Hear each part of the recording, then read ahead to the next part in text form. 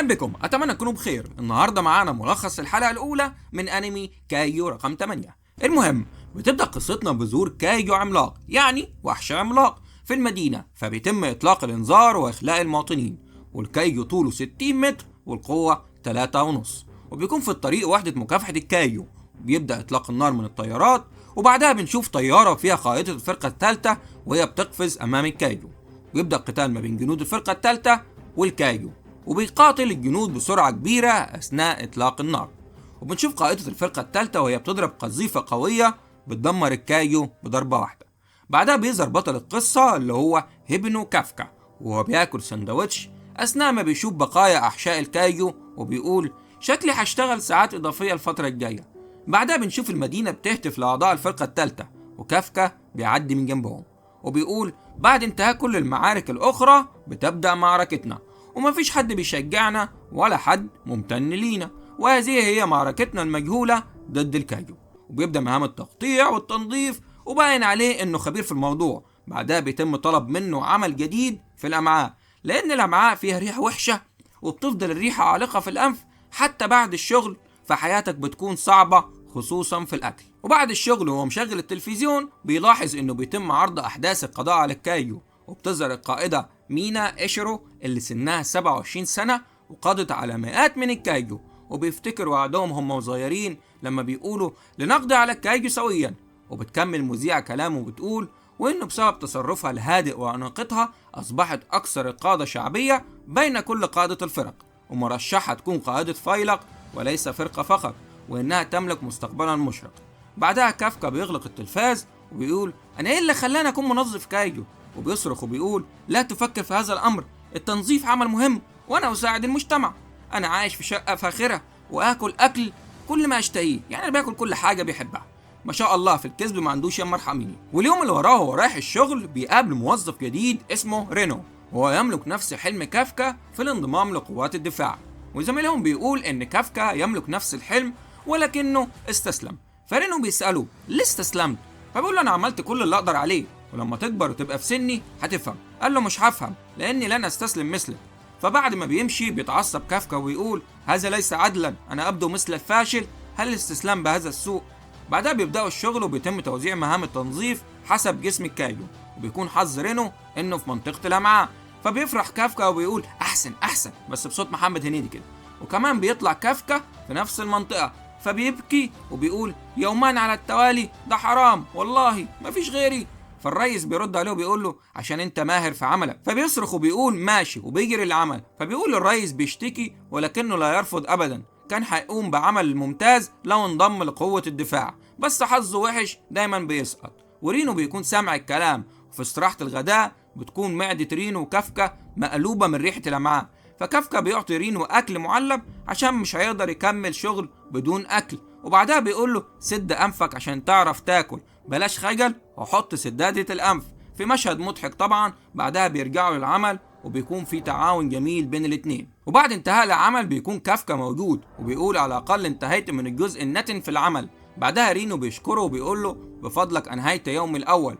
وبعدها بيقول إن رفعوا سن الانضمام إلى 32 سنة وأنا أقصد قوات الدفاع. فكافكا بيكون واقف مصدوم أثناء كلام رينو، ورينو بيقول إنه لما أنت قلت استسلمت كان باين عليك الحزن. فكافكا بيقول له شكرا انت لطيف جدا. وبعدها فجأة بيخرج كايجو من خلف رينو، فبيقفز كافكا بسرعة وبينقذه، ومرة تانية بينقذه وبيقول له اهرب يا رينو، ولما تتأكد من سلامتك قم بالتبليغ. فبيرد وبيقول لكن انت هتموت لوحدك. فبيقول له كافكا كده كده احنا الاتنين مش هنقدر نعمل حاجة، انت مش عايز تنضم لقوات الدفاع ما ينفعش تموت هنا، اهرب يا رينو اهرب.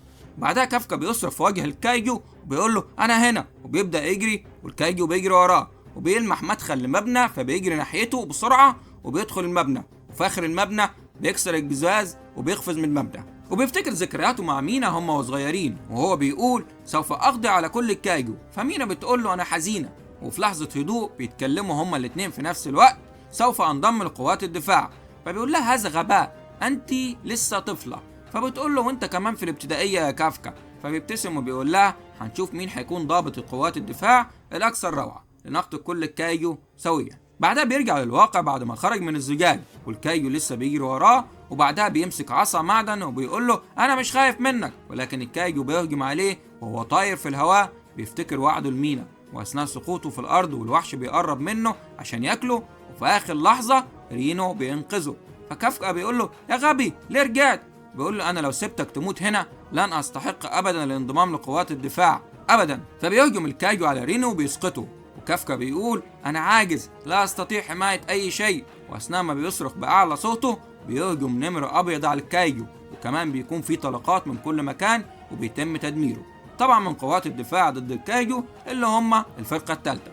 وكافكا بيشوف مينا إشيرو وهي بتقول تم القضاء على الكايجو بدون أي ضحايا، اعتنوا بالجرحى والباقي يكملوا معايا عشان نشوف لو في أي كايجو آخر في المنطقة.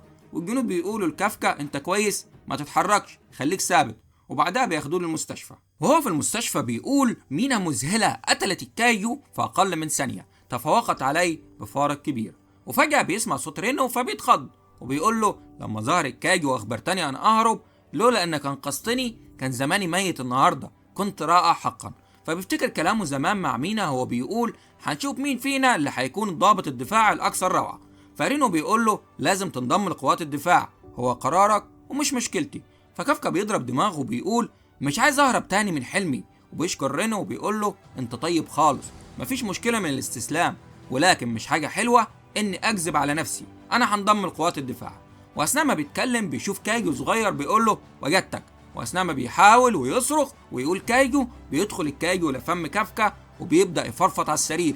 فرينو بيشد الستارة بسرعة فبيجد ان كافكا تحول الى كايجو، فبيكون الاتنين مصدومين. فكافكا بيقول لرينو ما تتخضش للدرجة دي أرجوك، ولكن بيكون معدي راجل عجوز أمام الغرفة وبيبلغ قوات الدفاع إن في كايجو في المستشفى. فرينو بيقول له لازم نهرب من هنا يا معلم، لأنه بيقول له سمباي، وسمباي يعني معلم أو الكبير يعني. وبعدها بنشوف مشهد لمينا وهي بتستحمى وبتفتكر كلامها مع كافكا زمان، وهي بتقول له مش قادرة أتخيل إن بقى قاتل كايجو أكبر مني بكتير، لما بتخيل كده بخاف. فبيقول لها كافكا ما تقلقيش، وقت خوفك هتلاقيني دايما جنبك. فبترد هي وكبيرة وبتقول كداب. بعدها بيأتي لها اتصال ان في كايجو في المستشفى، فبتقول لهم انا في الطريق. وبكده تنتهي الحلقة الاولى، اشوفكم في فيديو قادم، سلام. وتبدأ الحلقة باخر مشهد من الحلقة السابقة لما رينو بيبص لكافكا وبيقول له لما الكايجو ظهر وقلت لي اهرب، لما كنتش انقذت حياتي وقتها كان زماني ميت. ورينو بيكمل كلامه بحماس لازم تنضم لقوات الدفاع. فكافكا بعدها بيدي نفسه ضربة وبيقول شكرا يا رينو انت شخص طيب، هحاول انضم لقوات الدفاع. فجأة كايجو بيظهر قدامه وبيقول له وجدتك، وفي ثانية بيهجم عليه وبيدخل داخل فمه. فرينو بيشيل الستارة بسرعة وبينصدم لما يلاقي كافكا تحول لكايجو. بعدها بنشوف مشهد من الماضي لكافكا ومينا لما كانوا صغيرين. مينا بتتضايق منه لأنه مهتم بالمانجا أكتر منها، لكنه في الآخر بيعتذر ليها، وهي بتبتسم وبتقول له طالما احنا مع بعض مفيش حاجة هنخاف منها. بنرجع للحاضر ومينا دلوقتي وسط جنودها وبتعلن ان تم رصد الكايجو في المستشفى ولازم نقضي عليه قبل ما يؤذي احد. وبنرجع مرة تانية لكافكا اللي لسه مصدوم والعجوز اللي واقف قدامه خايف. فرينو بيحاول يهدي الجو وبيقول له ابتسم عشان نحاول نفهمه، بس كافكا لما بيبتسم شكله بيطلع مرعب اكتر، فالعجوز بيتخض وبيغمى عليه. فكافكا من الصدمة بيسند على الحيطة لكنه بيكسرها من غير ما يقصد. فرينو وكافكا بينصدموا وكافكا بيقول لازم نهرب من النافذة، بس هو بيحاول يفتحها بيكسرها مع الحيطة كلها بسبب قوته. بعدها الاتنين بيقفزوا من الشباك. في نفس الوقت قوات الدفاع بترصد ان الكايجو غادر المستشفى واتجه لمنطقة تم اخلاءها من الناس. ورينو بيقول في سره هو فعلا كافكا اصبح كايجو امتى وازاي، وبعد تردد بيسأله انت فعلا كافكا؟ فكافكا بيرد عليه وهو متلخبط حتى انا مش متأكد. وفجأة لسانه بيطلع لوحده بياكل طائر. فرينو بيقول مقزز، وكافكا بيرجع لشكله البشري وهو بيصرخ مشكلة كبيرة لازم ادخل الحمام. لكن فجأة من غير تحكم بيبدأ يتبول من صدره والموقف بيكون غريب جدا. فكافكا بتشقلب على الارض وهو بيقول مستحيل اي زوجة تقبل بيا بالشكل ده، وبيقول هل يمكن ان انضم لقوات الدفاع على هذا الحال؟ فرينو بيقول له مستحيل، هيقتلوك على الفور. وهم بيتحركوا بيحس بوجود كايجو تحت الارض، وقوات الدفاع في نفس اللحظة بتعلن عن ظهور كايجو جديد. وكافكا بيكمل كلامه وبيقول هو نفس النوع اللي قتلناه قبل كده. فرينو بيرد عليه ده معناه ان قوات الدفاع هتنشغل بيه، دي فرصتنا للاختفاء. وبيجروا هما الاتنين عشان يهربوا. وفي مكان تاني بنت صغيرة بتنادي على امها بخوف ماما ماما، والام بتقول لها اهربي بسرعة. والبنت بتشد في امها بكل طاقتها، لكن فجأة كايجو ضخم بيظهر وبيفتح فمه للهجوم، والام بتصرخ اهربي ارجوكي. لكن قبل ما الكايجو يلمسهم كافكا بيظهر ويديله ضربة قوية جدا، وبيتفاجأ بنفسه وبيقول مذهل أنا فعلا قوي. وبيحاول يطمن البنت، لكن لما بيبتسم ليها بتخاف أكتر. فرينو بيوصل وبيساعد الأم وبيقول للبنت ماما فقدت الوعي لكنها بخير. فجأة كايجو بيقوم تاني، فكافكا بيقول لرينو اخرجهم من هنا، أنا هجرب أضربه بأقصى قوتي. وبيعد 1 2 3 وبيضربه بضربة صاروخية بتفجر الكايجو بالكامل وتكون زي أمطار من الدماء. ورينو بيندهش وبيقول ايه القوة المرعبة دي؟ وكافكا بيطمن البنت وبيقول لها المكان بقى آمن، لكن بسبب وشه المغطى بالدماء البنت بتتوتر وبتخاف. وبيحاول يقرب منها وبيقول لها ما تخافيش، قوات الدفاع جاية وانا همشي دلوقتي. وهو ماشي البنت بتنادي عليه بحب عمو كايجو شكرا. الكلمة دي بتخليه يتذكر مينا وهم صغيرين لما قالت له طالما احنا مع بعض مفيش حاجة هنخاف منها. وقتها الأمل بيرجع لقلبه وبيقول بحماس لن أستسلم أبدا، لازم أكون بجوارها. وأخيرا مينا بتوصل للمكان وبتشوف أشلاء الكايجو منتشرة في كل مكان، وهي مصدومة بتسأل إيه اللي حصل. فبتروح للبنت الصغيرة وبتسألها شفت الكايجو؟ احكي لي عنه. والبنت بتتذكر أسنان الكايجو المخيفة، لكن لما مينا بتحاول تهديها وبتقول لها ما تخافيش أنا هقتل كل الكايجو، فالبنت بتزعل وبتقول لها لو سمحتي ممكن توعديني انك ما تقتليش عمو الكايجو الطيب اللي انقذ ماما. فملامح الصدمة بتظهر على وش مينا. بعدها بنشوف الاخبار على التلفزيون وبيظهر رسم تقريبي لكايجو رقم 8 من شاهد عيان، ولسه قوات الدفاع بتدور عليه في كل مكان. ورينو بيقول عدت 3 شهور والمعلم بقى اول كايجو في التاريخ يهرب من قوات الدفاع، وكل ضابط في البلاد بيبحث عنه. وفجأة رئيسه في العمل بيندى عليه وبيقول له وصل لك بريد انت وكافكا. فرينو بيفتح الورق وبيعرف انه نجح في اختبار القبول لقوات الدفاع. وهو رايح يوصل ورقة كافكا بيفتحها وبيبتسم، يعني كافكا كمان نجح. حتى زملائه في العمل بيعرفوا ان كافكا نجح لما رينو بيبتسم. فرينو بيندى على كافكا وبيقول له لقد نجحت. فكافكا بيلف ناحيته بحماس وبيقول له حقا، بس هو بيتكلم وشه بيكون متحول لكايو. فرينو بينط عليه وبيقول له انت بتكشف نفسك ليه؟ فكافكا بيقول خلاص رجعت لحالتي الطبيعية، وهو بيضحك. فرينو بيتعصب اكتر وهو بيبص على وشه، كل دي اسنان ورجعت لحالتك الطبيعية؟ لازم تكون اكثر حذر. وبيفتكر انهم رجعوا المستشفى بعد الحادث، ورينو بيقول للتمريض هربنا بالعافية، بس اظن اننا خدعنا الجميع. بعدها رينو بيسلم لكافكا الورق المكتوب فيه انه نجح، بس كافكا بيرد عليه ببرود حسنا. فرينو مستغرب وبيقول له انا كنت فاكر انك هتفرح اكتر. فكافكا بيرد انا دايما بفشل في المرحلة التانية مش الاولى. فرينو بيرد عليه بسخرية ومالك فرحان كده انك بتفشل؟ وبيسأله هتعمل ايه؟ هتدخل المرحلة التانية من الاختبار بجسمك ده؟ فكافكا بيبتسم بثقة لا تقلق، محدش هيعرف. بس هو بيتكلم فجأة سنانه بتتحول. فرينو بينفجر من الغضب، مش هتخدع حد ابدا، في ضباط كتير هناك ولو اكتشفوك هيقتلوك على الفور. بس كافكا بيقطع كلامه ولكن على الرغم من ذلك سوف أخوض الاختبار. خدت 3 شهور اللي فاتوا أجتهد وعمري 32 سنة ودي فرصتي الأخيرة. فرينو بيقول له لو حصل لك حاجة وحشة مش هنسحب بسببك. فكافكا بيحاول يشرب مشروب غازي بس مش بيقدر، وبدون قصد بيتحول لكايجو تاني. فرينو بيفقد أعصابه وبيقول له أنت مش هتدخل الاختبار أبدا. بس كافكا بيضحك بيقول سأكون بخير لا تقلق، ورينو بيغادر.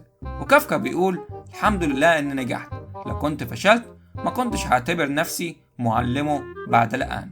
وبعد 10 أيام بيبدأ اختبار قوات الدفاع، والمكان مليان جنود من قوات الجيش وقوات الدفاع. ورينو بيقول لكافكا لو تحولت هنا هتموت في لحظة. فجأة بنت بتندى بصوت عالي يا جدو يا عجوز يا عجوز. كافكا بيستغرب ويبص حواليه وبعدين بيستوعب إنها بتتكلم عليه، فبيتعصب وبيقول أنا مش عجوز، أنا لسه 32 سنة. فالبنت بتضحك وبترد وده يخليك عجوز رسمي. فرينو بيهز راسه وبيقول كلامها صح. والبنت بتقول لهم الخردة اللي راكنينها دي تخصكم، ابعدوها، عايزة أركن مكانها. فكافكا بينفعل وبيقول في أماكن كتير فاضية. فالبنت بترد بثقة انتوا راكنين في المكان 55 والرقم 5 هو رقم حظ. فكافكا بيتعصب أكتر، رقم حظك سوف يلقنك جد العجوز درسا لا تنسيه أبدا. فالبنت بتقلق على المعطف وبتكشف عن بدلة قتالية، وفي لحظة واحدة بترفع العربية بإيد واحدة وبترميها. وكافكا ورينو بينصدموا، وكافكا بيقول يا لهوي عربية الشركة. بعدها رينو بيسألها انت مين؟ فالبنت بتبتسم بثقة وبتقول أنا الممتحنة رقم 216 واسمي شينوميا كوكورو وهوايتي قتل الكايجو. وبعدها بتقرب من كافكا وبتهمس له وبتقول له انت ريحتك زي ريحة الكايجو. وهنا الحلقة بتنتهي. أشوفكم فيديو قادم، سلام. وبتبدأ الحلقة بآخر مشهد من الحلقة السابقة لما شينوميا كوكورو سألت كافكا انت ليه ريحتك شبه ريحة الكايجو؟ فرينو بيرد بسرعة وبيقول احنا شغالين في التخلص من مخلفات الكايجو. فبتبص له وبترد وايه اللي جايب عمال نظافة هنا؟ في نفس اللحظة كافكا بيكون شايل العربية وبيعدلها، فهي بتستغرب وبتسأل نفسها هو كمان معاه بدلة خاصة؟ فبيرد عليها أنا الممتحن رقم 2032 واسمي هيبونو كافكا، افتكر الاسم ده كويس يا صغيرة. فبتبتسم وبتقول واضح ان الاختبار ده هيكون ممتع، راح احرجك بسبب كلامك ده يا هيبونو كافكا. واول ما بتمشي رينو بيتعصب عليه وبيقول له ما خدتش وقت اصلا وطلعت قوة الكايجو. فكافكا بيرد انا حولت جزء محدش يقدر يشوفه. واصواتهم بتعلى فالجنود بيسمعوا الصوت وبيقولوا في صوت عالي كله تمام. فالاتنين بيردوا بسرعة كل حاجة تمام. ورينو بيقول له لو عملت اي حركة هبلة تاني هروحك. وكافكا بيرد حاضر حاضر وبيدخلوا المبنى. وبيبدأ التدريب الشاق، والمرحلة التانية عبارة عن اختبار لياقة واختبار قدرات. وكافكا بيعاني في كل تمرين وبيقول ده احساس سن ال 32 بقى. وفي الاخر بيطلع ترتيبه 219 من اصل 225. فكوكورو بتغيظه وبتقول له انها جابت المركز الخامس، خصوصا انه كان متحديها وقال لها افتكر اسمي. فبيعيط وبيقول لها انسي اسمي ارجوكي. وهي بتمشي فخورة بنفسها. رينو بيقول له انا فخور انك مستخدمتش قوة الكايجو. فكافكا بيرد مادام الكل بيجتهد مش عدل اني استخدم قوتي. وفجأة بيصرخ بالدموع كنت فاكر نفسي جامد انا وبقول كده، بس شكلي كنت لازم استخدمها. وبعد كده رينو بيوضح اول 4 جابوا اعلى درجات في اختبار اللياقة، والخامسة كانت شينوميا كوكورو، ودي بقى موهبة غير طبيعية والكل متحمس يواجهها. وبتقول لكافكا اخيرا فهمت انا قد ايه جامدة. فكافكا بيمسكها من كتفها وبيقول لها ما كنتش اعرف انك قوية كده. فحراسها بيضربوه والناس مستغربين فاكرينه معجب بيها. وبتقول له دي تاني مرة احرجك النهاردة. فهو بيتعصب وبيقول هخليكي تحرجي انت كمان، بس بيرجع يقول في نفسه بس مش عارف ازاي هعمل كده.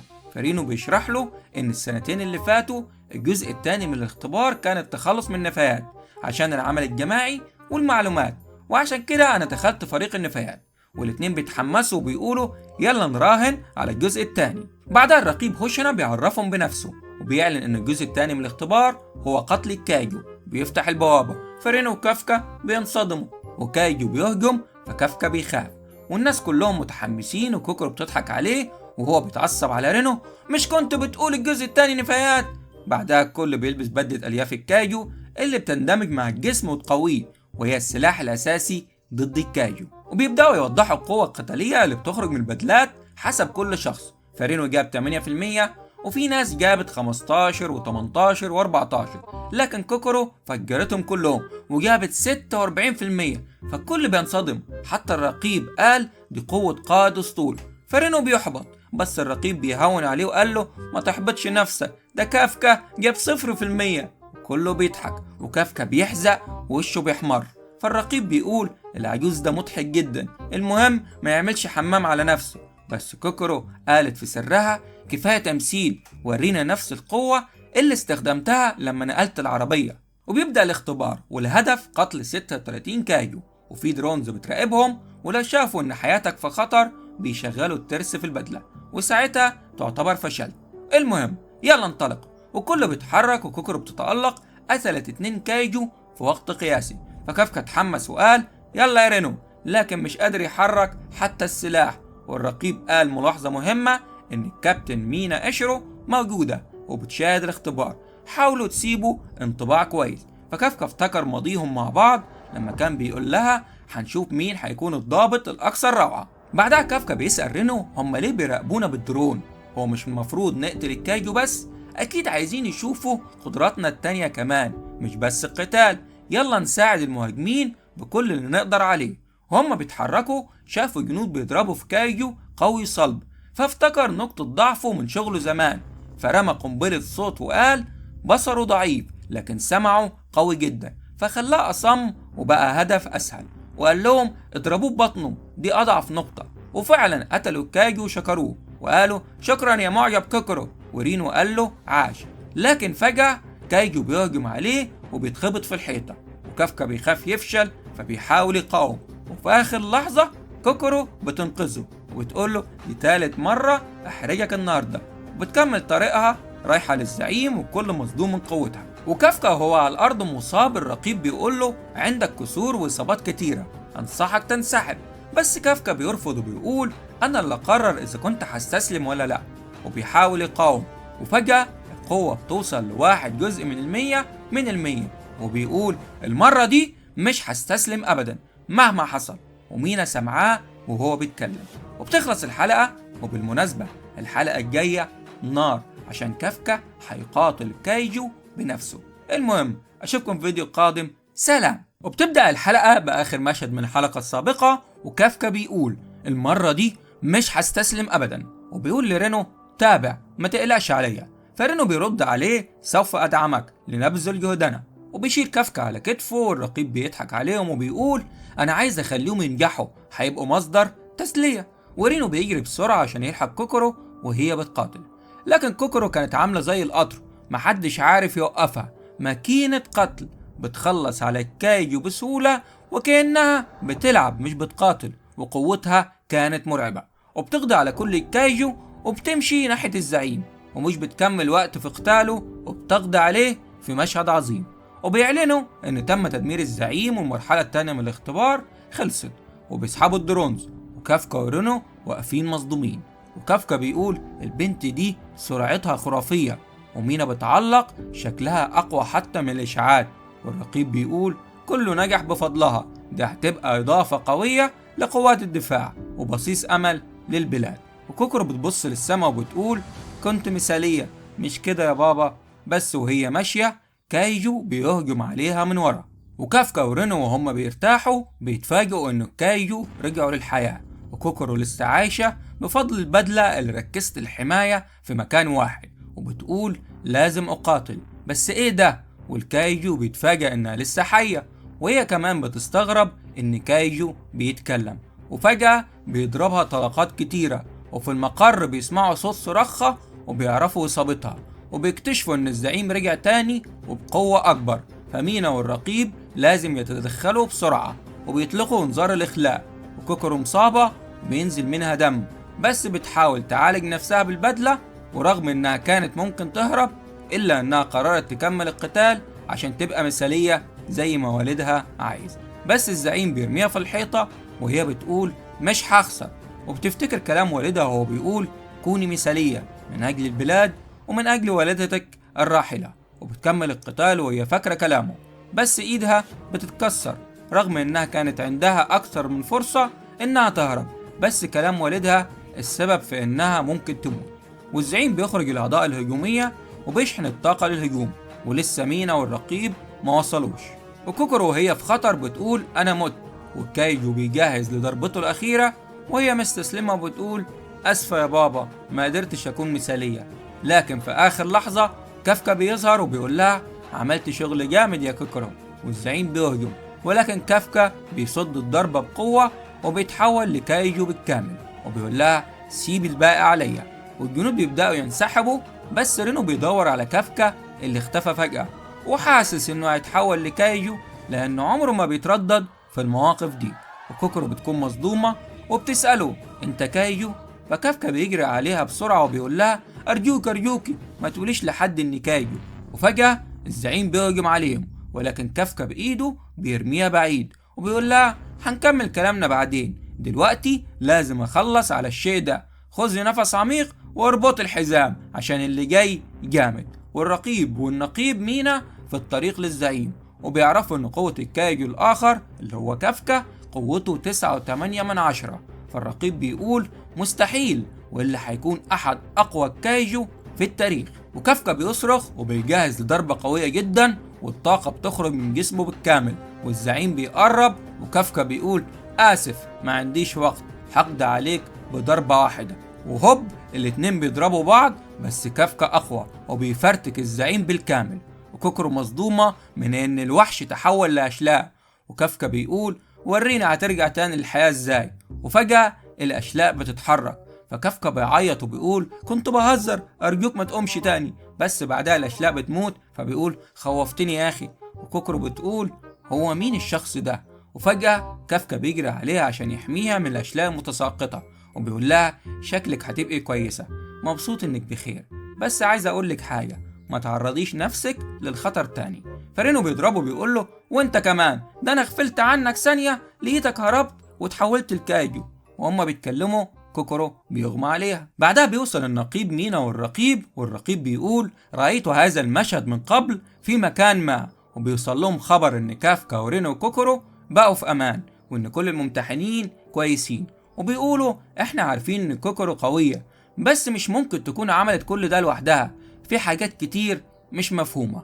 والرقيب بيقول شبه اللي حصل من 3 شهور، هل في علاقة؟ وبعدها بنشوف كافكا في المستشفى ورينو بيعتني بيه، وكافكا بيقول عدى وقت طويل من آخر مرة تنافست فيها مع ناس جامدين زيكم، وملاحقة الأحلام معناها دايما إن في حد هيهزمك في أكتر حاجة بتحبها، فشكرا يا رينو على كل شيء عملته عشاني. ومينا بتكون سامعة وبتدخل وبتقول شكرا ليكم على إنقاذ كوكورو، سلام. وكوكورو بتكون في العناية وبيخش عليها الرقيب وبيطمنها على الكل وبيشكرها على قتل الكايو، بس بيلاحظ إنها متوترة، فبيسألها مش انت اللي قتلتيه؟ فبتفتكر كافكا وهو بيقول لها مبسوط انك بخير، فبترد عليه انا اللي هزمت الكايو. وفي الاخبار بيعلنوا انه مفيش وفيات، فالكايجو اللي كان بيتكلم وقتها موجود في الحمام ومستغرب ازاي مفيش حد مات، وبيرد بعدها على الموبايل وهو بيتحول لانسان وبيخرج لفريق تنظيف مخلفات الكايجو اللي هم صحاب كافكا ورينو. وبتنتهي الحلقة، اشوفكم في فيديو قادم، سلام. وبتبدأ الحلقة بآخر مشهد من الحلقة السابقة، واللي كانت بصراحة جامدة جدا بسبب القتال الحماسي لكافكا. ولو عايز تشوف الحلقة هتجد الرابط في وصف الفيديو. نرجع للحلقة ال5. كافكا بيكون قاعد قلقان ومتوتر من نتيجة اختبار قوات الدفاع، وفجأة المدير بيدخل وبيقول لهم في جوابين ليكم يا شباب. فكافكا ورينو بيستلموا الجوابات، وكل واحد فيهم مرعوب يفتح ورقته. فكافكا بيفتح الجواب بس ما بنعرفش هو نجح ولا لا. بعد كده بنروح لحفل تخرج قوات الدفاع، وكل فرحان ومبسوط، وفي ناس بتسأل هو فين معجب كوكورو. وفجأة كوكورو بتدخل القاعة وكل الناس بتبص عليها، واحدة بتسلم عليها وبتقول لها سمعت انك جبتي اعلى نتيجة وطلبوا منك تبقي قائدة القسم. بعدها بنشوف واحد بيخبط في رينو وبيعرفه بنفسه انا إيهارو، وبيسأله عن كافكا هو العجوز فشل في الاختبار ولا ايه؟ فرينو مش عارف يرد ومحرج جدا. والنقيب مينا بتدخل القاعة والكل بيتحمس، وكوكورو بتطلع تستلم شهادة نجاحها في القسم، ومينا بتعلن ان ال27 اللي نجحوا خلاص بقوا ضباط في قوات الدفاع، وبتقول لها اتفضلي يا كوكورو قولي كلمتك. فكوكورو بتقول نيابة عن ال27 بنقسم اننا هنفدي القضية بأرواحنا.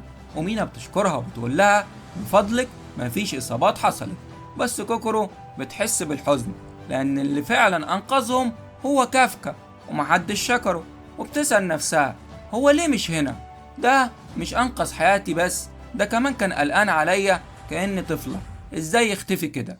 وفجأة كافكا بيدخل القاعة وكوكورو بتفرح جدا والجنود كلهم كمان، وطبعا رينو، وبيوضحوا سبب نجاح كافكا رغم ان درجاته كانت ضعيفة في اللياقة والقدرات، وهو ان الرقيب هوشنا وافق عليه وقال فيه 3 أسباب، وهو انه متعاون وساعد في الجهد العام، والاهم انه ضحكنا كتير، والتالت قاله في سره وهنعرفه بعدين. ومينا مبسوطة وهي بتقول هيتم تجنيد كافكا كضابط طالب، فكوكورو بتفرح جدا والكل بيكون مبسوط عشانه. بعدها النقيب مينا بتقول كلمتها للناجحين وبتحذرهم من الكايجو، وبتقول إن ممكن يموت بعضكم في مهمته الأولى، بس بتطلب منهم يثقوا فيها، وبتقسم إنها دايما هتكون في المقدمة وتحميهم. فكافكا بيتحمس وبيقول بصوت عالي: سوف أقف بجانبك قريبا يا مينا. والكل بينصدم من اللي قاله ومش قادرين يوقفوا ضحك، وبيكتشف إنه اتكلم بصوت عالي مش في سره. فمينا بتقول: كافكا هتتعاقب على عدم احترام القائد وهتعمل 100 ضغط. فالرقيب بيموت من الضحك عليه، بس بياخد باله من حاجة، وهو إن مينا كانت مبتسمة وهي ماشية، وبيبص على كافكا وبيقول: المكان محتاج حد زيه يخفف الجو. وبيكشف السبب الثالث لنجاح كافكا، وهو إنه الوحيد اللي اختفى وبعدها ظهر الكايجو القوي، وفي حاجة مش مفهومة ولازم اكتشفها. وكافكا بينجح في عمل 100 ضغط، وكوكرو بتطلب منه تكلمه بره، فهو بيرد: ما ينفعش نتكلم هنا. فهي بترد: لا ما ينفعش. فبيقول لرينو هي قصدها زي كده قابلني ورا مصنع الكراسي. فبتتعصب عليه وبتضربه وبتقول له: تعالى ورايا من غير كلام كتير. وفي المطعم كوكرو بتعرف الحقيقة، وهو انه اتحول لكايجو عشان اكل كايجو. فبتقول له: هو انت مفجوع؟ اكلت كايجو؟ وبتحذره: لو قوات الدفاع عرفوا يا اما هيقتلوك يا هتكون حقل تجارب، ولانك حاصل على رقم 8 هيقتلوك ويعملوا منك سلاح خارق. وكافكا بيترجاها وبيقول لها: ارجوكي خلي الموضوع ده سر ما بينا. فبتضربه وبتقول: عشان انقذتني مش هقول لحد، بس لو بقيت خطر على البشرية هقتلك. فبيرد عليها: اعتمد عليكي.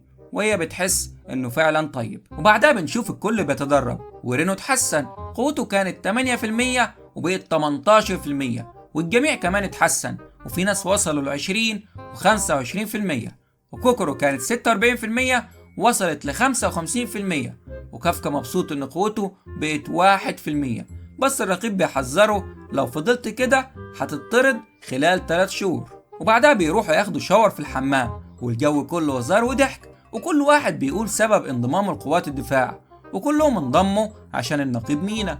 وبيكتشفوا انها كانت صديقة كافكا في الطفولة، وبيطلبوا يعرفوا كل حاجة عنها لحد ما يغمى عليهم من طول الشاور. حتى كوكورو بتهزر وبتقول: هو في قاتل متسلسل خلص عليهم ولا ايه؟ ولما بتعرف انهم كانوا بيتكلموا عن مينا بتقول: شباب اغبياء. وفي الاخر بنشوفهم بيتدربوا مع بعض وبيضحكوا، والعلاقة بينهم بتقوى. وكافكا بيذاكر في المكتبة، وفجأة الرقيب هوشنا بيدخل.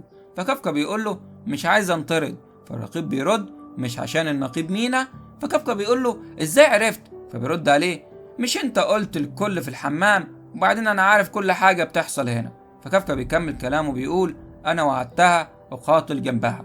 فالرقيب بيقول له: يعني ناوي تسرق مكاني؟ وهو بيغادر بيقول له: ما تتعلقش بالناس كتير عشان ممكن يموتوا في اي لحظة. وفجأة صوت انذار بيقطع كلامهم، فالرقيب بيقول: استعد لمهمتك الاولى. والكل بيتجهز، وبتخلص الحلقة. اشوفكم الفيديو القادم، سلام. وبتبدأ الحلقة بآخر مشهد من الحلقة السابقة، واهل المدينة بيتم اخلاؤهم عشان هجوم الكايجو، والجيش بيبني قاعدة امام مول تجاري، وقوات الدفاع مركزين مع زعيم الكايجو والكايجو العاديين اللي شكلهم زي الفطريات غريبة كده. ومينا بتقول: انا هتكفل بزعيم الكايجو بنفسي، واتمنى التوفيق للجميع. وبنروح لقوات الدفاع اللي بيجهزوا نفسهم في العربيات المدرعة، وكوكورو بتبص على كافكا وبتقول في سرها: كايجو رقم 8، بلاش تخيب ظني يا كافكا. بس كافكا من كتر التوتر بيرجع في العربية، فكوكورو بتقول له: هقتلك يا كافكا. وبعدها بنلاقي زعيم الكايجو، وهو عبارة عن فطر عملاق بيتكاثر، وبيطلع منه كايجو صغير زي الفطر. والرقيب هوشنا بيبلغ الجنود: مهمتكم ان الكايجو الصغير ده ما يهربش عشان نقلل الخسائر في المدينة. وطبعا مينا هتتولى امر الزعيم. والرقيب هوشنا بيقول لهم كمان: يا ولاد ورونا هتعملوا ايه في معركتكم الاولى. والكل بيصرخ من الحماس. وكافكا بيقول: دلوقتي وقت اثبات نفسي. وكله بينط من فوق المبنى الا كافكا، زي ما هو ضعيف بينزل بالعافية. وبنروح لمينا في الطيارة، وفريق المدفعية بيهاجم عشان يحرك زعيم الكايجو لمكان مناسب لضربتها. وبنرجع لكافكا اللي متحمس قدام الكايجو، وفجأة هوب الكايجو بيرميه على كوم الزبالة. فكوكورو بتقول له: انت عبيط، قوتك 1%، خليك في الخلف. فالجنود القدامى بيتريقوا ايه ده بنراعي عيال. فكوكورو بتسمع الكلام وبتتعصب، وهوب بتخلص على كايجو بطلقة واحدة، وبتخلص على كل الكايجو حواليها. فواحد من القدامى بيقول دي مش قوة مبتدأ خالص، وكافكا مبهور بيقول لها جامدة موت. فكوكورو بتتكسف وبدلتها بتقول لها نبضات قلبك زادت بسرعة، فبترد عليها اخرسي. وبنلاقي هارو بيقتل كايجو بمساعدة جنود، بس بينصدم لما بيشوف رينو خلص على كايجو لوحده، لأن رينو بيبطئ الكايجو بطلقات تجميد وبعدها بيخلص عليه. وهو بيجري بيقول في سره لازم أبقى أقوى عشان أحمي كافكا من التحول لكايجو.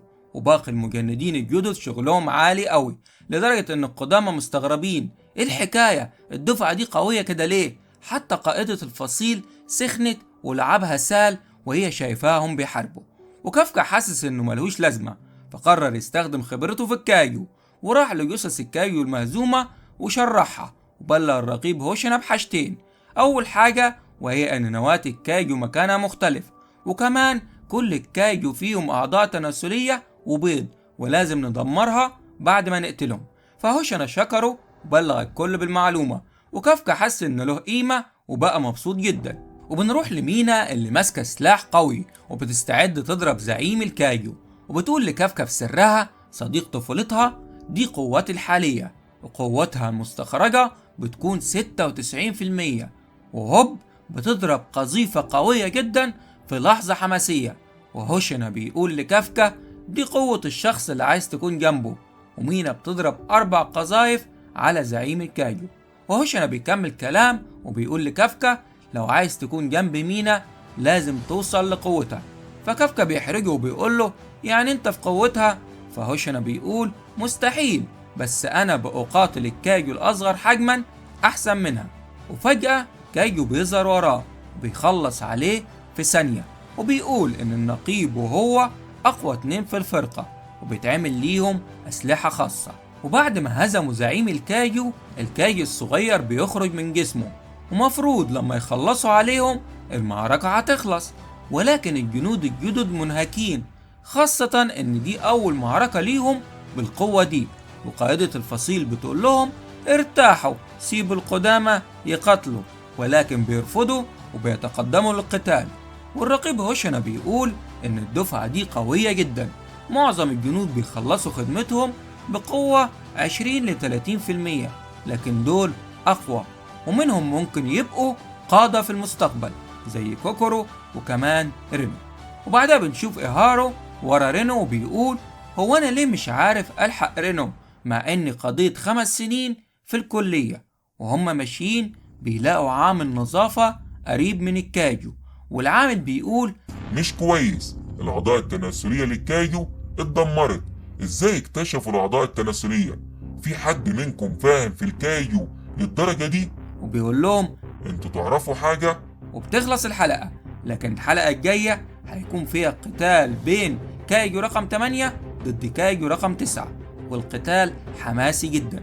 أشوفكم في فيديو قادم، سلام. وبتبدأ الحلقة بآخر مشهد من الحلقة السابقة، واللي كان فيها عامل النظافة بيقول مش كويس، الأعضاء التناسلية للكايجو اتدمرت. ازاي اكتشفوا الأعضاء التناسلية؟ في حد منكم فاهم في الكايجو للدرجة دي؟ وبيقول لهم انتوا تعرفوا حاجة؟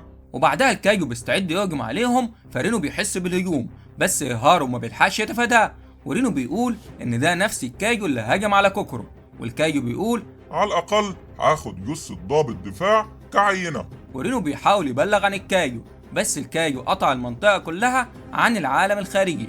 وبعدها بيهجم على رينو، لكن رينو عنده خبرة من كوكورو عن طريقة هجوم الكايجو، فبيتفادى الضربة وبيضربه بطلقة تجميد. وبيقول لهارو اخرج من هنا بسرعة واستدعي دعم. فهارو بيحاول يعترض بس الكايجو بيهجم عليه، فرينو بينقذه في اللحظة الأخيرة. بعدها هارو بيمشي، ورينو بيقول أنا خايف، حتى كوكورو ما كانتش قادرة عليه، بس الرجل الذي أريد أن أكونه هو الذي يخاطر بحياته من أجل أصدقائه. وبيبدأ يهجم على الكايجو، وبنروح لهارو وهو بيجري وبيقول رينو بيزداد قوة كل يوم عن اليوم اللي قبله، وأنا بكره الإحساس ده عشان حاسس إني ضعيف ومش قادر أكون أقوى. وبنرجع لرينو والكايجو بيقول له انت عارف عني كتير بس مش عارف الهجوم ده، بس هارو بيرجع في اللحظة الأخيرة وبينقذه، وبيقول اللي بكرهه مش رينو، اللي بكرهه إني أبقى أنا الشخص اللي محتاج إنقاذ دايما. وبيقول لرينو مش محتاجة تنقذني، أنا اللي هنقذك. والكايو بيرد محدش يقدر يخرج من الفضاء ده من غير إذني. فرينو وهارو بيتحمسوا وبيقولوا لازم نقاتلوا مع بعض، وبيبدأوا يهجموا، وهارو بيضربه بطلقة كهربائية وبينجح يتفادى هجوم الكايو ويضربه بضربة تانية. فرينو بيحاول يهجم عليه بكل قوته وطلقات كتيرة جدا، بس بيكتشف ان الكايو عمل حيطة من الجثث، والكايو بيطلع من ورا الحيطة وبيضرب رينو بطلقات كتيرة. وبعدها بنشوف الرقيب بيعرف ان اشارة رينو وهارو اختفت، وكافكا بيسمع الكلام ده، فكوكرو بتقول لكافكا ان كايو رقم 9 هنا. وبنشوف رينو واقع على الارض وبينزف من كل حته، والكايو بيحاول يهجم عليه، فهارو بيحاول يمنعه بس بيفشل، والكايو بيضربه كمان. والكايو بيرجع لرينو وبيكمل ضرب فيه، وهارو بيقول صاحبي بيموت قدامي وانا مش عارف اعمل حاجه، وبيحاول يمسك السلاح بس بيكتشف ان الذخيره خلصت، فبيقول يا ربي يا عفريت يا شيطان اي حد ارجوك انقذ رينو. والكايو بيقول لرينو دلوقتي هتموت. بس في اللحظة الأخيرة كافكا بيظهر من وراه وبيقول له أنت اللي هتموت يا حقير، وبيضربه ضربة قوية بتفصل راس الكايو عن جسمه. وكافكا بيقول لرينو آسف على التأخير، فرينو بيرد أنا ضعيف ما كنتش عايز كافكا يتحول.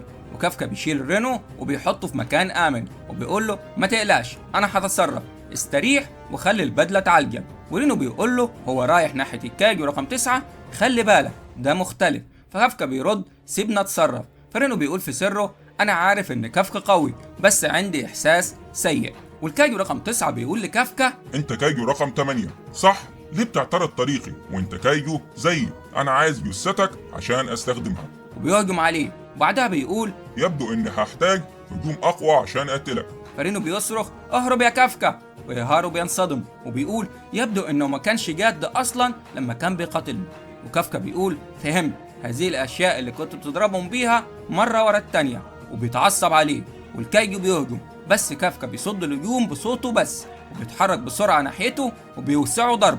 والكايجو بيحاول يستخدم الجثث كدرع بس كافكا بيكمل ضرب فيه، والكايجو مفيش عنده فرصه للهرب، فكافكا بيجهز لهجوم قوي جدا وبيضربه ضربه بترجعه كيلو ورا. وبنشوف نواة الكايجو مكشوفة وكافكا بيجهز يخلص عليه، بس للأسف الجنود بيوصلوا في اللحظة دي فما بيعرفش يكمل. وبنشوف كوكرو بتخلص على كايجو تاني وبتفتكر كلامها مع كافكا لما قال انه لازم ينقذ رينو، وبيتحول لكايجو وبيقفز. وبتسمع الجنود بيقولوا انهم اكتشفوا كايجو شبه بشري مطابق لمواصفات كايجو رقم 8، فبتعرف انه كافكا فبتقول هذا الأحمق.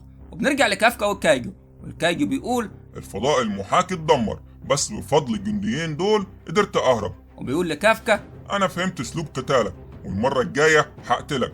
فكافكا بيرد انا اللي هقتلك، بس الكايجو بيهجم على الجنديين فكافكا بيروح ينقذهم. فالكايجو بيقول له بتتحرك زي البشر، الى اللقاء يا كايجو رقم 8. وبيختفي. وكافكا بيضرب الارض وبيهرب من المكان، وهو في السماء بيقول الحمد لله اني انقذت حياتهم. وهو بيتحرك وسط المباني الرقيب هوشنا بيكتشف مكانه وبيقول له جسم اسود زي الفحم ووش زي الهيكل العظمي زي الشيطان، لقيتك اخيرا يا كايجو رقم 8. وبيعلن انه وجد كايجو رقم 8 وبيقول لكافكا يبدو انك كنت مستمتع مع رجالي. فرينو قلقان جدا على كافكا، والرقيب بيبدا هجوم سريع جدا، وكافكا بيقول ده عنده خبره كبيره في قتال الكايجو الاصغر حجما. والرقيب بيتقدم بهدوء وكافكا مش عارف يعمل ايه، فالرقيب بيقول انتهى وقت اللعب، وبيفعل قوة البدلة بتاعته اللي بتوصل ل 92%، وبيقول سوف أبيد كايجو رقم 8. والحلقة بتخلص، أشوفكم في فيديو قادم، سلام. وبتبدأ الحلقة بآخر مشهد من الحلقة السابقة، والرقيب هوشنا بيقول حقدي على كايجو رقم 8، وكافكا في حيرة مش عارف يعمل ايه، ولو استخدم قوته الكاملة ممكن يدمر الرقيب. بس فجأة الرقيب بيقطع كافكا، فكافكا بيقول في دماغه لو تهاونت معاه مش هنجو بحياتي. والرقيب بيهجم عليه مرة تانية وهو سريع جدا وبيضرب كافكا بسرعة لدرجة ان كافكا مش بيلحق يعمل تصلب لجسده، والرقيب بيجرح كافكا كتير. وكافكا بيقول ده اقوى من الكايجو الشبه بشري، ده في مستوى تاني خالص مش بيتحرك زي البشر. وبيقطع كافكا وبيشوف النواة بتاعته، بس كافكا بيعالج نفسه بسرعة وبيقول انا كمان مش انسان، وبيحاول يتصدى لضربات الرقيب. والرقيب بيقول ده قوي جدا بس ايه الاحساس الغريب ده من القتال، وبيجهز لهجوم قوي وبيستخدم قواطع خفية بتقطع رجل كافكا وبيهجم من الجنب.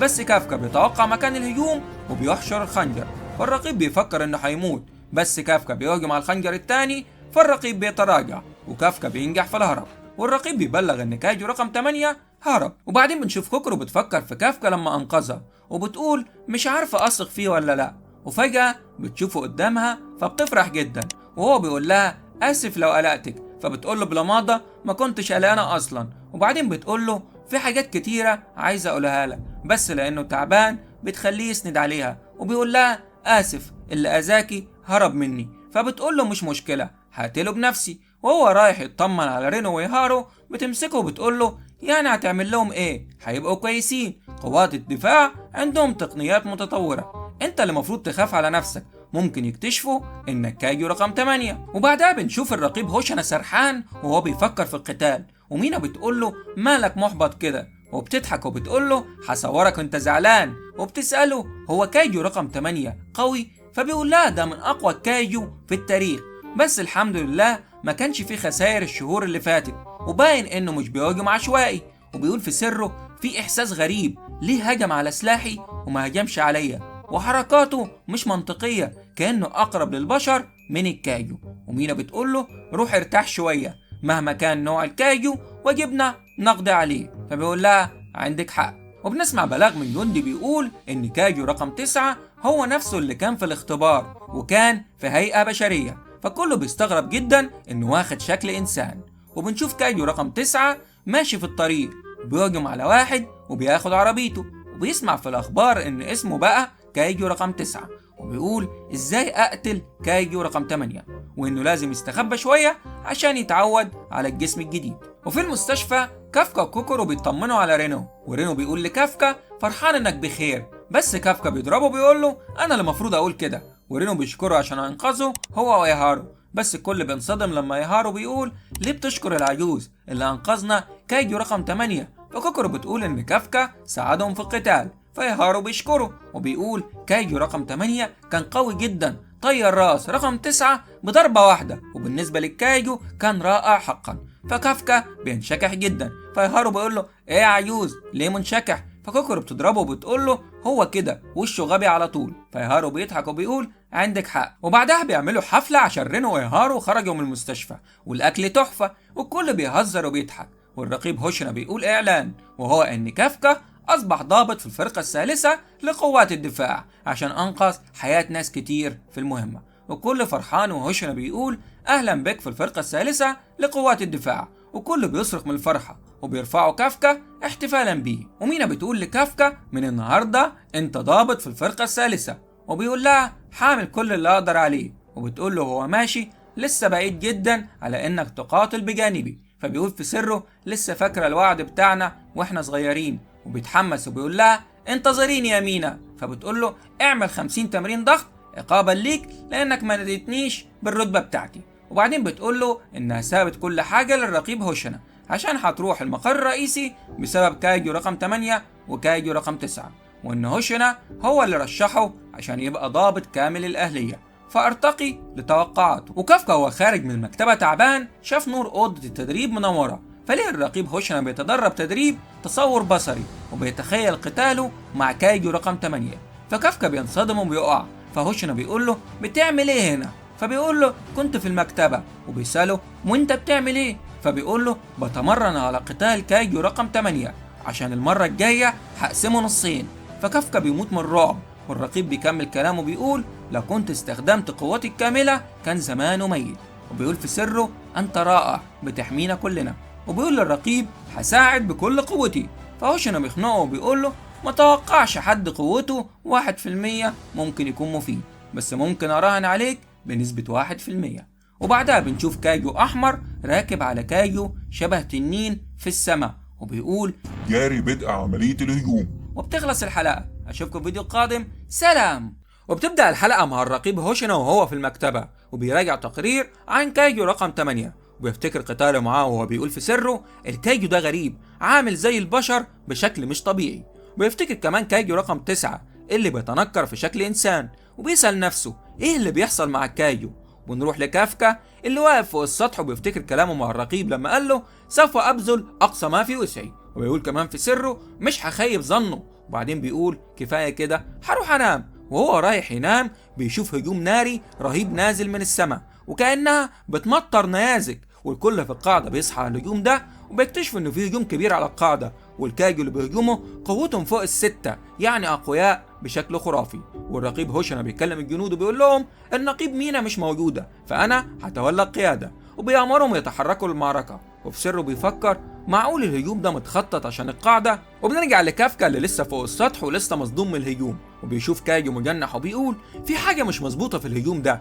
وبيكلم الرقيب هوشنا وبيقول له الكايجو المجنح ده نادر جدا وعادة بيهجم لوحده. فالرقيب بيرد فهمتك، يعني في كايجو قوته مهولة خلاهم يتخلوا عن كبريائهم ويتعاونوا. وبيظهر زعيم الكايجو بيكلم الرقيب وبيقول له انت اقوى انسان في القاعدة؟ فالرقيب بيستغرب انه بيتكلم وبيقول له النقيب مش هنا، فايوه انا اقوى واحد حاليا. فالكايجو بيقول له تمام، انت فرستي. وبيتبلغ الرقيب ان قوة الكايجو 8.3، يعني خطير جدا. وفجأة الكايجو بيهجم، بس الرقيب بيتفادى الضربة، فالكايجو بيهجم تاني والرقيب بيهرب. فالكايجو بيقول حان وقت ابادتك، وبيطلق صياح قوي بينبه كل الكايجو في المكان، وبيبدأ يهجم على الرقيب زي النيزك. والرقيب بيتصدى بضربات سريعة وبيقول في سره جلده أصلب من كايجو رقم 8. وفي نفس الوقت الجنود بيضربوا نار على كايجو المجنح بس مفيش فايدة. فكافكا بيقول لهم النوع ده جلده سميك من قدام بس من أعلى عند الأجنحة رقيق عشان الطيران، هاجموا من أعلى. فالجنود بيبدأوا ينظموا الهجوم، واحد يشتت والتاني يهجم من أعلى، لكن للأسف في كايجو تاني بيحمي ظهر زميله، والكل بيعاني من نفس المشكلة. وهنا كوكورو بتقول في حل تاني، وفجأة بنشوفها بتجري بسرعة خيالية وبتهجم على الكايجو من قدام. وبعدها بنرجع في ذاكرة كوكورو وهي بتسأل الرقيب والنقيب مش المفروض أكون نقيب عشان أحصل على سلاح مخصص؟ فبيقولوا ليها صح، بس أنت تالت أقوى ضابط في القاعدة، فقررنا نديكي تالت أقوى سلاح في الفرقة الثالثة. والكايجو بيستعد يضرب كوكورو بهجوم ناري، بس هي بتقفز لأعلى وبتستخدم أول وضع في السلاح وهو التسارع اللي بيخليها تنزل زي البرق. وكايجو تاني بيهجم عليها فبتستخدم الوضع التاني واللي هو التصادم، والكل مصدوم من قوتها. وفي كايجو تالت بيهجم من السماء، بس رينو بيستخدم طلقات تجميد، ولما الكايجو بيسقط على الارض بيكمل عليه بطلقات تجميد تانية. فكوكورو بتستخدم الوضع التالت وهو الهلال، وبتقول لرينو احسنت لنقاتل سويا لو تقدر تواكبني. وباقي الجنود كمان بيتحمسوا وبيبداوا يقاتلوا زي كوكورو ورينو، زي حرب العصابات ثنائي. وبنرجع للرقيب هوشنا اللي بيقول يبدو ان كوكورو عامله شغلها على اكمل وجه، بس المشكله في اللي قدامي. وبيستمر في قتاله مع زعيم الكايجو، وبيلاحظ ان الكايجو مستمتع بالقتال، وده شعور المفروض الكايجو ما يحسوش بيه.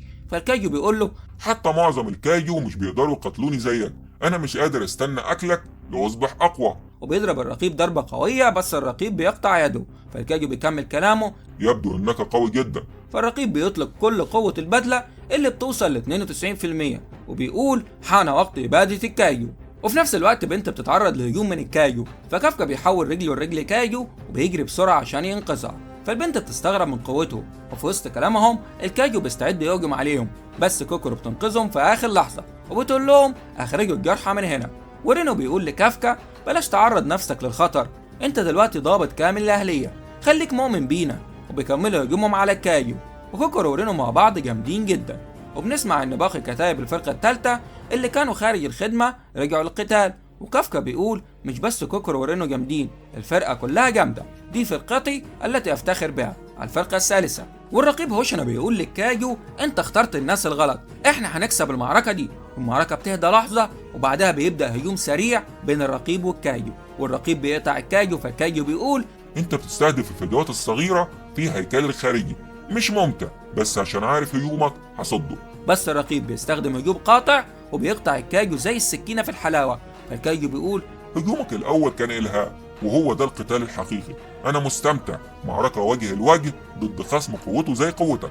بس الرقيب بيقطعه وبتظهر نواة الكايجو، فالرقيب بيهاجم هجوم سريع جدا، فالكل بيفتكر انه خلص على الزعيم. ولكن كافكا بيحس بشعور سيء رغم انه مش متحول، يعني احنا لسه في خطر.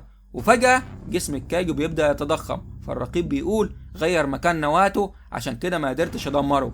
وحجم الكايجو بيبقى عملاق وبيطلق بخار حار، وقوته بتزيد من 8.3 ل9 كاملة، وبيبقى زي العملاق وبيطلق صياح قوي جدا. وبكده بتخلص الحلقة، اشوفكم في الفيديو القادم، سلام. أهلا بكم يا أبطال. حلقة النهاردة مولعة حرفيا وعنوانها كشف السر، وكل اللي أقدر أقوله إن الحلقة دي هتغير كل حاجة.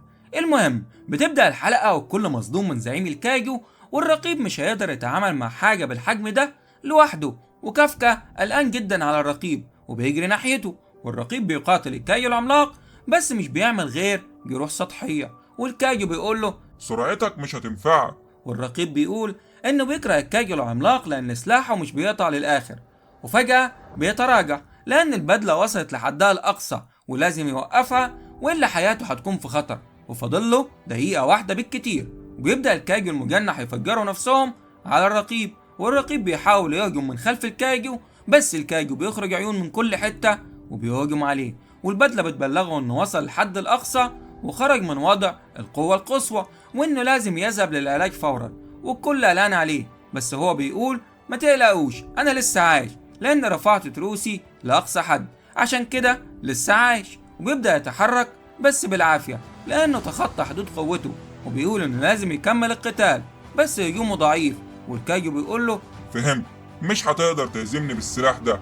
والكاجو بيفضلوا يفجروا نفسهم، والرقيب بيفتكر ذكرياته زمان لما الكل كان بيقول له استسلم، بس الوحيدة اللي طلبت مساعدته هي النقيب مينا لأنها بتقدر على الكاجو العملاق وهو بيقدر على الصغيرين، يعني بيكملوا بعض، وبيقول إن سابته مسؤول عن القاعدة وهيحميها بحياته، وبيكمل هجوم قوي متواصل على الكاجو بس الكاجو بيمسكه في النهاية، فكافكا شايفه بيموت قدام عينه وبيقول مفيش خيار تاني، وبيبدأ يتحول، فرينو بيقول له بلاش تتهور، وفجأة بنسمع صوت النقيب مينا وهي بتقول أحسنتم يا شباب، والكل مصدوم، والرقيب بيقول كسبنا المعركة، وقذيفة بتيجي تنقذ الرقيب، وبيكمل كلام مهمتي إن أسلم الشعلة ليها، وبتطلق قذيفة تانية بس الكايجو بيهجم عليها فهي بتتحرك، والرقيب بيطلق قوة من البدلة تصل إلى 63% عشان يساعدها بس هجومه سطحي لأن الكايجو بيتجدد، وبنلاقي كوكورو بتهجم بس القشرة قوية فبيقرروا يتعاونوا،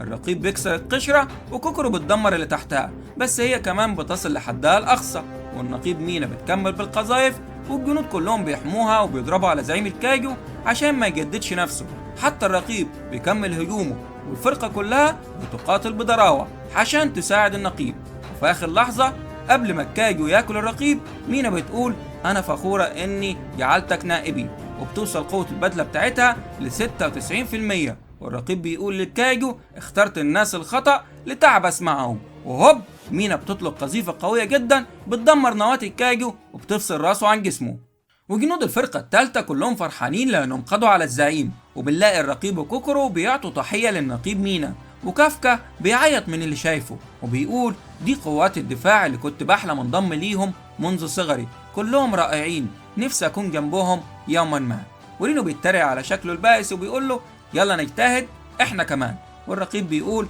هتعامل مع باقي الكايجو، فمينا بتضربه وبتقول له لا انت ارتاح، وكمان هي المفروض ترتاح لان فاضل 1% من قوة البدلة بتاعتها لان الطلقات القوية بتستهلك طاقة عالية جدا، وبعدها بيلاحظوا كرة عملاقة في السماء، قنبلة من الكايجو قوتها زي القنبلة النووية، وزعيم الكايجو بيقول لهم يبدو اننا تعادلنا في المعركة دي. وفجأة كافكا بيجري ناحية القنبلة والكل مصدوم منه، والرقيب بيحاول يوقفه بس بيلاحظ انه سريع، وبيقول ازاي هو سريع كده وهو قوته 1%، مستحيل، وهوب كافكا بيقفز وهو متحول، والكل بينصدم من اللي شايفينه، والحماس مولع يا صاحبي، وبيتبلغوا ان قوة الكايجو اللي ظهر 9.8، وانه كايجو رقم 8، فالرقيب بيقول كنت حاسس ان في حاجة غلط بس متوقعتش لاني لقيت نفسي بأعجب بيه، فكافكا بيعتذر للرقيب وبيعتذر لكوكورو لانها كانت حافظة سره،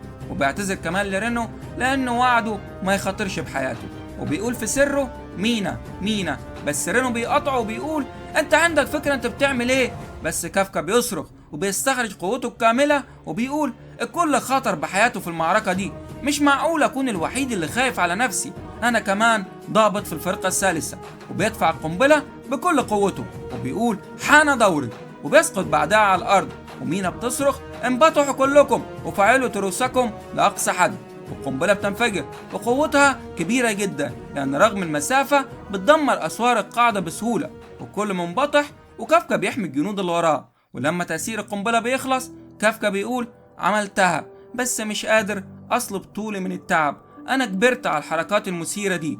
ومينا بتقول له ابن كافكا، لا قصدي كايجو رقم 8، أنت رهن لا تقابل. وبتخلص الحلقة، والحلقتين الجايين كايجو رقم 8 هيقاتل قائد قوات الدفاع اللي بيمتلك قوة تدميرية مهولة لكايجو رقم 2. المهم أشوفكم في فيديو قادم، سلام. أهلا بكم يا أبطال. حلقة النهاردة مليئة بالمشاعر، وكمان هنشوف فيها أقوى جندي وأقوى سلاح في قوات الدفاع. المهم عشان ما اطولش عليكم نبدأ. والحلقة بتبدأ باجتماع في المقر الرئيسي لقوات الدفاع عن كايجو رقم 8، وكل واحد بيقول رأيه، في اللي عايز يقتله، وفي اللي شايف انه ينفع يكون سلاح قوي، وفي اللي عايز يستخدمه في التجارب. ومستغربين ازاي كايجو زي ده كان موجود في الفرقة الثالثة من غير ما حد ياخد باله. والقائد بيقطع الكلام وبيقول النقاش ده مش هيفيد دلوقتي، المهم نستلمه الفرقة الثالثة وبعدين نقرر هنعمل ايه. وبنروح لكافكا اللي مقبوض عليه وهو سرحان بيفكر وبيقول كان يوم زحمة قوي، يا ترى ايه اللي هيحصل لي. بيفتكر كلام كوكورو لما قالت ان كايجو القوي بيتحولوا لأسلحة، وبيقول في نفسه كنت قربت احقق حلمي وابقى جنب مينا، بس هي شكلها زعلانة جدا. وفجأة مينا والرقيب بيدخلوا عليه عشان يسلموه القيادة، وكافكا بيحاول يعتذر للرقيب بس الرقيب بيقول له اسكت عشان طبعا في كاميرات في المكان. ولما كافكا بيخرج بره المبنى بيكون الجنود كلهم واقفين للتأمين، فكافكا بيقول في سره مش قادر ابص في عيون رينو، هو عمل كتير عشاني، اكيد زعلان مني، وبيفكر ان كل حاجة خلاص انتهت. بس فجأة رينو بيطلع من مكانه وبيقول لكافكا انا متأكد انك هترجع، فاهم؟ فمينا بتقول رينو هيعمل 50 تمرين ضغط عقابا على كلامه من غير اذن. وبعدين بتقول له المكان هنا مفهوش كاميرات، فبتبدأ تاخد راحتها وبتقول له لما اندفعت عشان تنقذنا كلنا من غير تردد اتفاجأت في الاول لما شفتك كايجو، بس لما فكرت لقيت ان ده انت وده طبعك، انك بتحاول تساعد كل الناس. ودلوقتي هجمع شهادات وفيديوهات تثبت انك انسان، وهكتب تقرير يدافع عنك، وعايزك تعرف ان مفيش حد في الفرقة الثالثة بيعتبرك عدو. وبعدين بتقرأ التهم بتاعته، بس كافكا بيقاطعها وبيقول لها لسه ممكن احاول ابقى جنبك. فمينا بترد ايوه انا دايما هكون في انتظارك.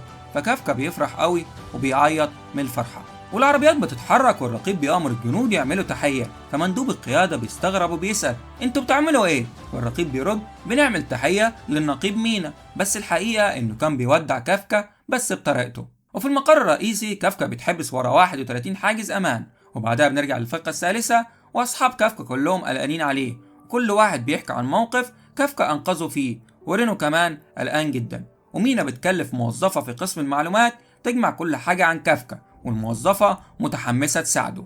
والرقيب سرحان وضابط بيسأله هيحصل ايه لكافكا؟ الرقيب بيرد انا محتاجه هنا، لما تقاتلنا ما استخدمش قوته كلها، هو فاكر نفسه مين، والمرة الجاية هنتقاتل بقواتنا الكاملة. وكوكورو كمان بتروح لوالدها قائد قوات الدفاع وبتطلب منه يخفف الحكم على كافكا عشان انقذها، فبيديها ورقة فيها إشاعة عن نواة الكايو اللي جوه كافكا. النواة شكلها زي القلب، وبيقول لها يعني هو مش إنسان، افتكري الكايو اللي قتل أمك، ولو فهمتي امشي من قدامي. بس وهي ماشية بتقول له أنا عايزة أثق فيه. وبتشوف كافكا سرحان وبيفتكر كلام رينو وأصحابه، بيقول عندي كتير أقوله ليهم، مش هستسلم وهرجع لهم. وفي الفرقة الثالثة مينا بتبلغ الجنود الموهوبين إنهم هيتنقلوا لفرق تانية، لأن القاعدة تدمرت بنسبة 75% ومش صالحة للتدريب. ومع زيادة قوة الكايجو وكمان ظهور كايجو زي رقم 9 ورقم 10 محتاجين جنود أقوى.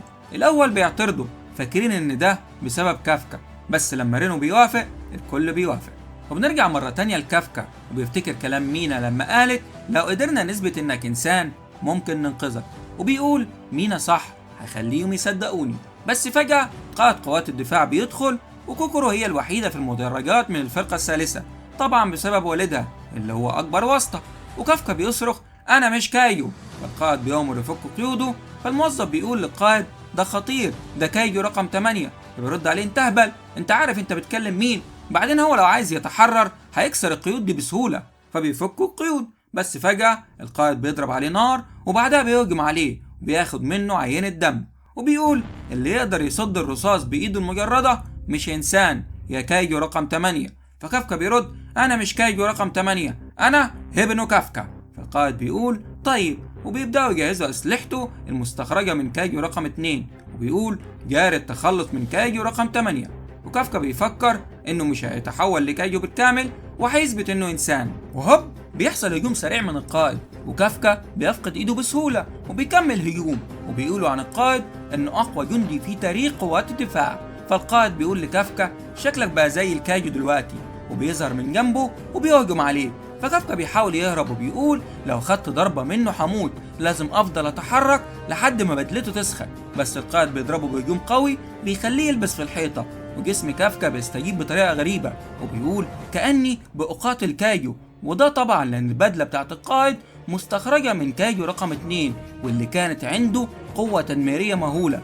وكافكا بيفتكر كلام كوكورو عن الأسلحة دي، وهو بيهرب بيكتشف انه فقد ايده ورجله، وبياخد هجوم قوي تاني، فبيضطر يتحول لهيئته الكاملة عشان يصده. فالقائد بيقول اخيرا بانت حقيقتك يا كايجو رقم 8. فكوكورو بتحس بحاجة غلط، وكايجو رقم 8 بيطلق صيحة قوية بتهز المكان كله.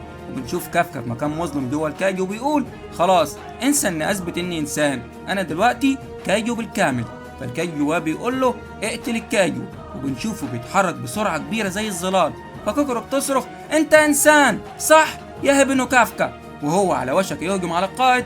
الحلقة بتخلص، اشوفكم فيديو قادم، سلام. اهلا بكم يا ابطال. حلقة النهاردة مليئة بالاحداث القوية والممتعة والحماسية، وهتعجبكم اكيد. المهم عشان مطولش عليكم نبدأ. والحلقة بتبدأ في الجيم، وبنشوف رينو بيتدرب بقوة. فصاحبه بيقول له شايفك مش قلقان على كافكا، خصوصا انك وافقت تنضم لفرقة تانية. فرينو بيرد انا عايز اكون اقوى في اسرع وقت عشان المرة الجاية احمي كافكا مش هو اللي يحميني. فصاحبه بيتحمس وبيقول وانا كمان هتدرب. وفجأة قادة الفصيل بيدخلوا، وهم كمان قلقانين لان النهاردة موعد اصدار الحكم على كافكا. وبيقولوا ان النقيب مينا راحت المقر الرئيسي واكيد هتحاول تساعده. وبنروح لمينا اللي بتوصل لغرفة الاجتماعات، وبتتبلغ ان القائد مشغول دلوقتي لانه بيختبر كايجو رقم 8 بنفسه. فالرجاء الانتظار. وبنرجع لكافكا اللي بيطلق صيحة قوية بتهز المكان كله. فكوكورو بتصرخ لا انت انسان صح يا هبنو كافكا. بس كافكا خارج عن السيطرة وبيهجم على القائد، لكن القائد بيتفادى الهجوم. فكافكا بيلف جسمه وبيهجم تاني. فالقائد بيقول عمل هجوم دمر جسده، هو عارف ان جسمه هيتجدد، ده مش تفكير انسان خالص، لو حاولت استخدم المنطق معاه مش هيعيش. وكافكا بيكمل بهجوم سريع جدا، ولولا درع القائد كان زمانه ميت.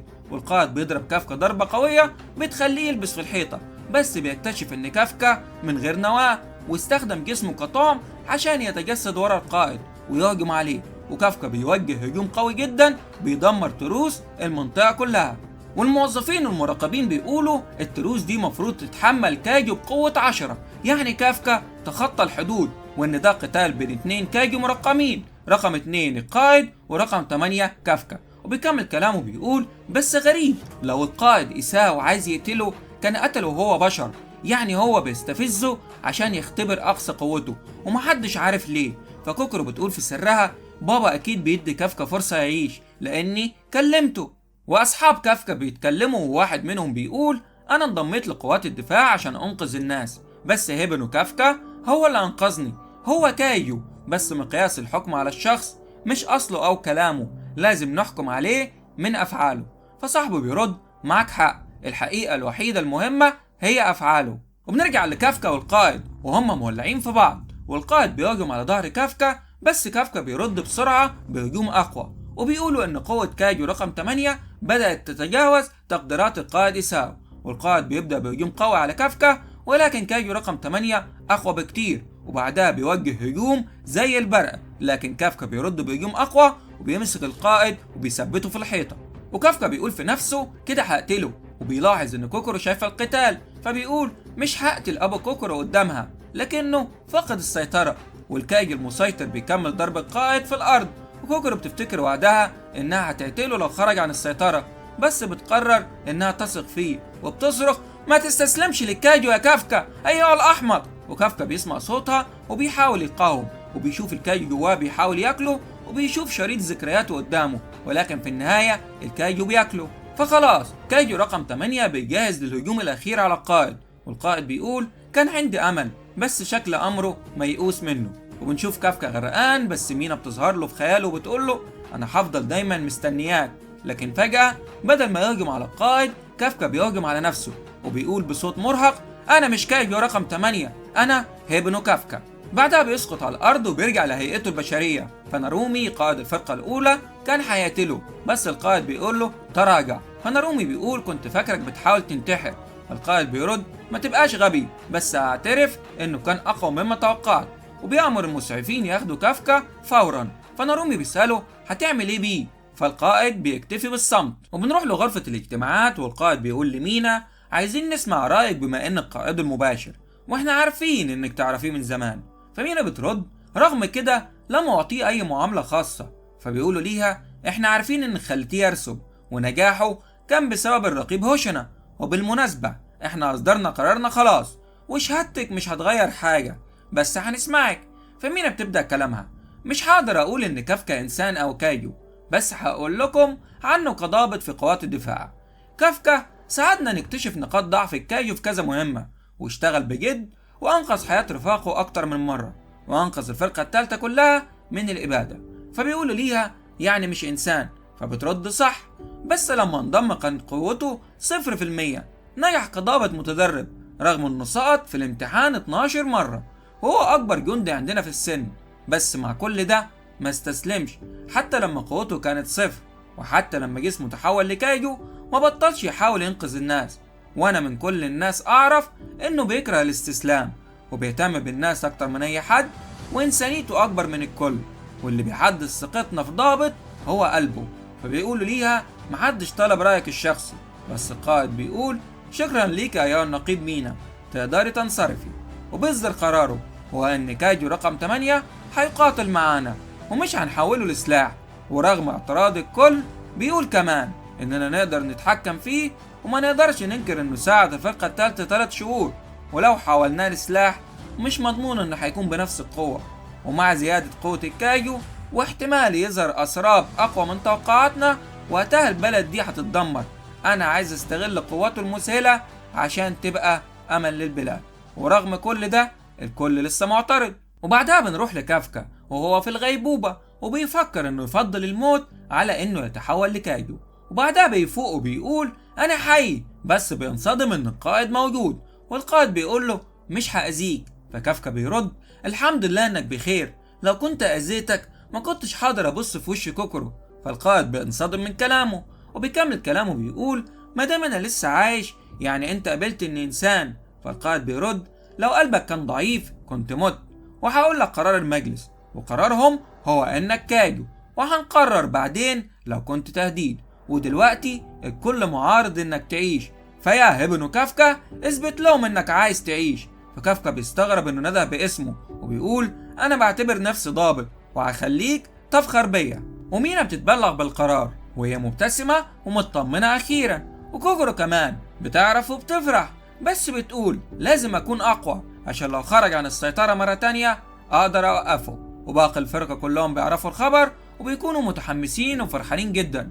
ورينو بيقول كنت واثق انه هيرجع، والمرة الجاية لما اقابله هكون اقوى. والرقيب هوشنا كمان فرحان وبيقول مهمة كافكا هتكون صعبة، لانه لازم يثبت انه مفيد، لانه مش سهل ان احنا نقبل كايجو في صف البشرية. وبنشوف كافكا نايم على نفسه رغم ان القائد لسه موجود، وبيقول انتظريني يا مينا. بعدها بنشوف شخص ملقب برقم 9 الأول في الشطرنج على البلاد، وهو كايجو رقم 9. بيلعب شطرنج عشان يطور ذكائه، لأنه مؤمن إن سلاح البشرية مبني على تراكم المعرفة عبر الأجيال، وقدامه مخططات القاعدة والجيش لأنه بيخطط لهجوم كبير. وبيقول حان الوقت لنكسب قوة الكايجو التي سقطت في أيدي البشر لصفنا. وبكده الموسم الأول بيخلص، بس الموسم الثاني هيكون أحلى ومعاركه أقوى. واللي شاف إعلان الموسم الثاني وكمان المانجا عارف كلامي كويس، فانتظرونا في الموسم الثاني. سلام.